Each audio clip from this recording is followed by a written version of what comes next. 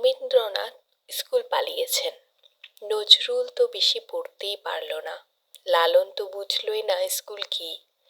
আজ মানুষ তাদেরকে নিয়ে গবেষণা করে পিএইচডি ডিগ্রি অর্জন করেছে। একজনকে তো ময়লা পোশাকের জন্যই পার্কে ঢুকতে দেয়নি। 30 বছর পরে উনি সেই পার্কটি কিনে ফেলেন আর সাইনবোর্ড লাগিয়ে দেন সবার জন্য উন্মুক্ত।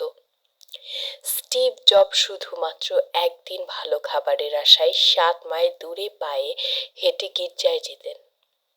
ভারতের সংবিধান প্রণেতা বাবা আম্বেদকর নিম্ন বর্ণের হিন্দু ছিলেন বলে স্কুলের বারান্দায় বসে বসে ক্লাস করতেন। কোনো গাড়ি তাকে নিতেন না। মাইলের পর মাইল হেঁটে পরীক্ষা দিয়েছেন।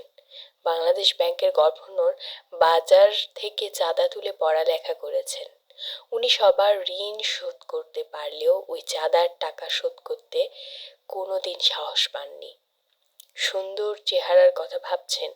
শেখ সাদিরা জান্নাত আলাইয়ের চেহারা যথেষ্ট কদাকার ছিল। লতা মঙ্গেশকরের চেহারা মোটেই সুশ্রী নয়।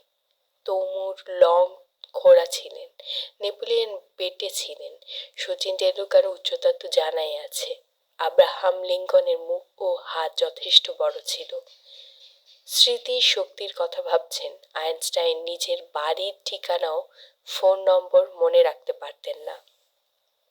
শিক্ষা কোনো কিছুই আপনার উন্নতির পিছনে বাধা হতে পারে না। যদি কোনো কিছু বাধা হয়ে দাঁড়ায়, আপনার ভিতরের ভয়, সেটা ভয়কে দূরে রেখে জয় করা শিখুন। সাফল্য ধরা দেবেই দেবে।